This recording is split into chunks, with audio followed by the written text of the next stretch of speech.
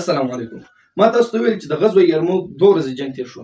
په درېیمه ورځ کې څه شی وشول؟ نو هلته چې کوم دیرجان باچا چې و هغه ډېر زیات غوسه شو چې هغه 2 لکه او 4 لکه فوج چې یا 4 لکه 15,000 فوج چې د لېږلی و هغه ټول صحابه کرام ورته شکست ورکړ وتښتېدل. نو دیرجان ډېر زیات غوسه شو چې دا سره کوم خلک دي تاسو کله په 15 نفرو باندې 15,000 ته شکست ورکوي، کله په 50,000 باندې 2 لکه ته شکست ورکوي. نو ډېر زیات غوسه شو او ویل چې دا ځل به زه خپله میدان ته وځم او دا جنګ به ګورم چې دا څنګه خلک دي چې تاسو ورسره جنګ نشئ کولی. نو ډېر زیات غوسه شو. په دغه وخت کې یو پهلوان ډېر زیات د علما کرام فرمایي د بدن نه غټ و. هغه راغی دیرجان ته ویل وایي د جنګ نه مخکې به داسې کار وکړو د درېیمې ورځې جنګ. د دویمې ورځې جنګ خو خلاص شو، دام خلاص شو، دویمه ورځ وایي درېیمې ورځې د جنګ نه مخکې به داسې کار وکړم. د پهلوان ورته ویل چې زه به لاړ شم د هغې د یو کس سره مقابله وکړم او زه پوهېږم ما ته به خالد بن ولید صاحب مقابلې ته راوځي. دغه خالد رضی الله تعالی عنه چې ترېنه ما شهید کو نو بیا موږ ته جنګ اسانه دی، ځکه دلته د جنګ چلونه او طریقې ډېرې ورځي. نو دی چې زه شهید کړم نو بس بیا به کار اسانه شي. هغه ورته زه سیده کار وکړه. نو هغه دلته پهلوان چې و ما تاسو ډېر زیات د بدن نه غټ علما کرام فرمایي. نو دا پهلوان د دیرجان سره خبره وکړله چې زه به ورشم او هغلته مسلمانانو کې به د البراز چې البراز معنا دا چې څوک مخې ته راوځي ما سره مقابله وکړي. نو دی راغی د مسلمانانو هغه صفونو ته ځان راورسولو، په اس باندې ناست دی. نو د البراز چغې وهلې،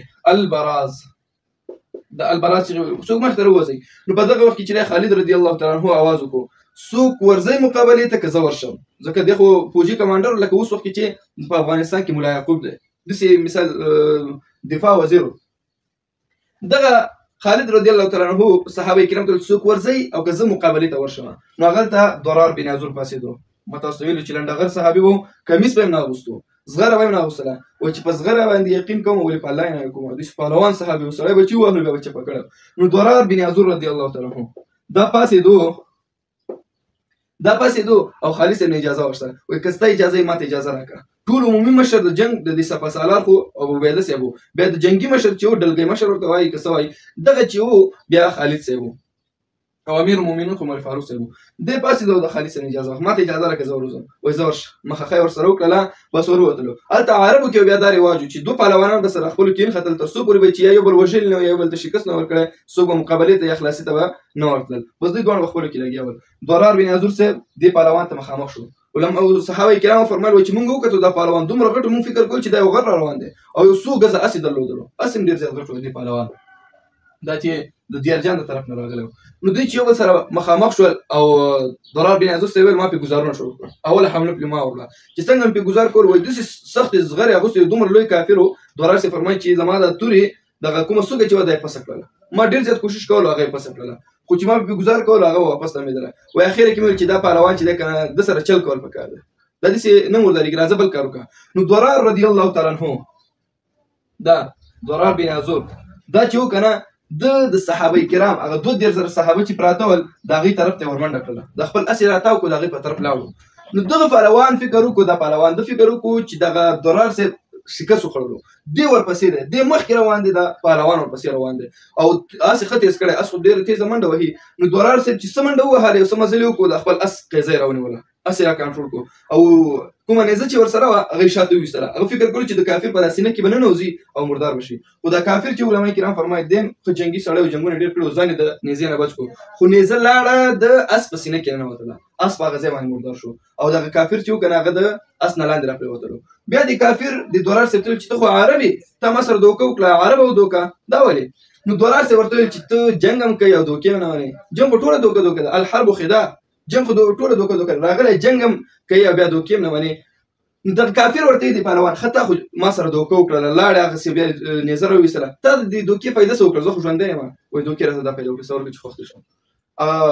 ضرار صاحب ورپسې راتاو شو او په اس باندې ناست و ضرار صاحب او دا بل کافر په ځمکه باندې و، اس ورسره نه و، بس تورې پرې راتاو کړه او سر یې ترې پرې کړو. په دغه ځای باندې دا پهلوان مردار کړو. کله چې دا پهلوان مردار کړو سر یې ترې نه لرې کړو نو ډېر زیات دا چې څومره د قیمتي شیان اغوستلو، زغره وه، توره وه او قیمتي خولۍ وه، دا ټول ضرار صاحب چې دی که نه ځان سره یې واخیستل.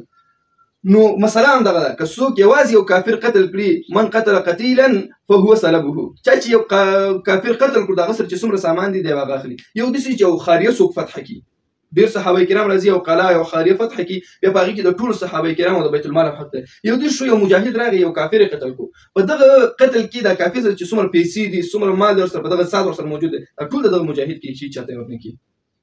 نو دولار صاحب ترنه دا خپل ځان ته بیا راوړلو.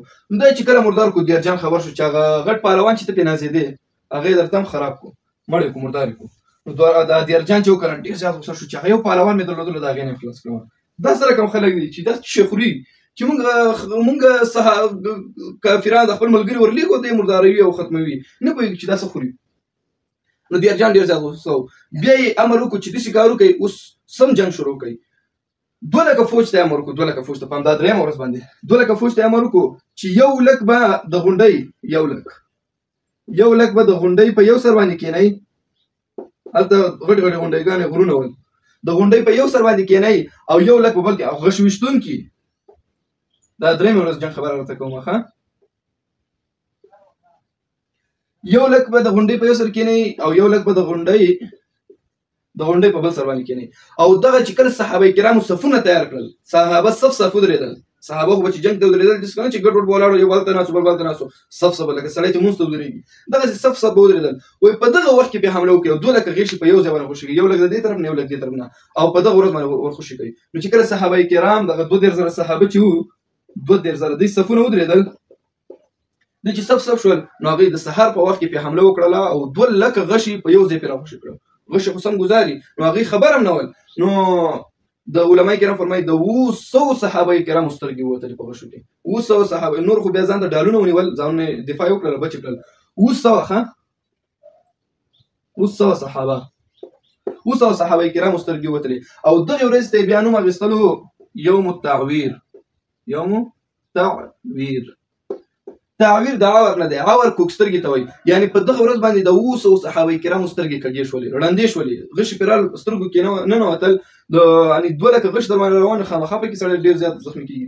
نو یوم تعویر ورته وایي. د تعویر یعنې د عور نه دی د سترګې کږې شولې د صحابه کرامو د 200 صحابه کرامو ډېر صحابه پکې خو د دغې سره صحابه کرامو خپل صفونه مات نه کړل ځانونه مستقیم وساتل او بیا په کافرانو باندې په غونډیو کې حمله وکړه. په غونډیو کې ورپسې وروختل هغلته پکې ډېر زیات مردار کاغذ نه پسې وتښتېدل.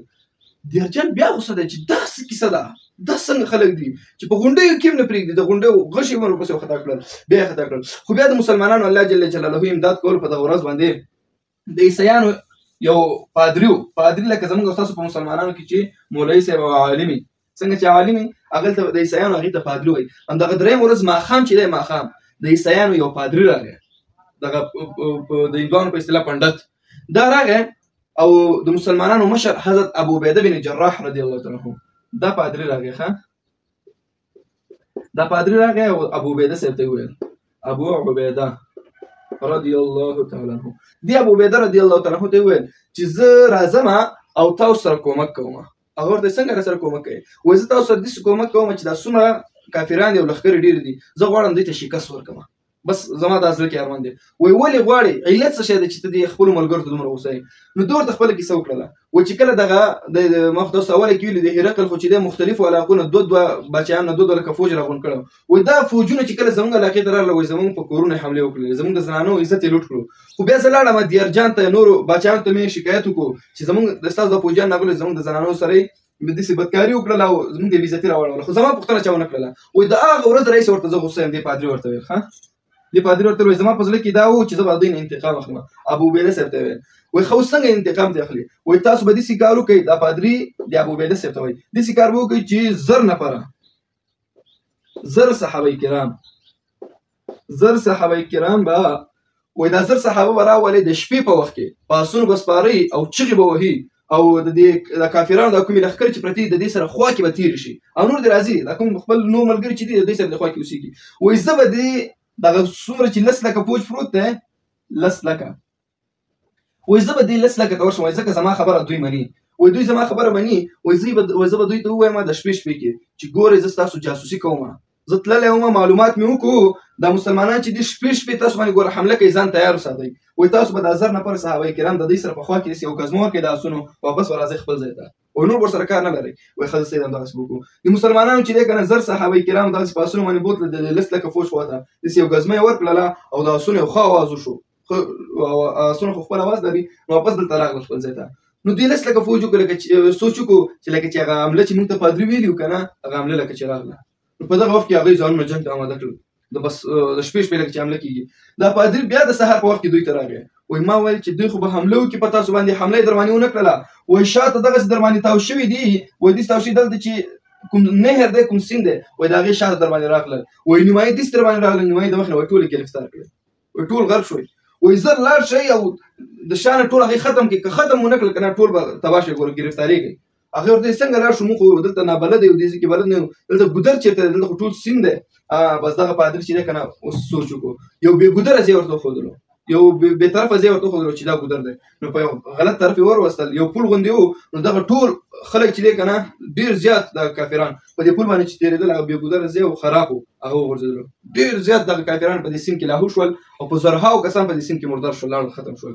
نو دغه دې پادري چې دی که نه د صحابه کرامو سره او د الله جل جلاله امدادو په یو طریقې کولو، نو دا یې دې کافرانو دې داسې کافرانو ته دغه یو شکست په دغه درېیمه ورځ د جنګ باندې دې خلکو ته ورکولی شو.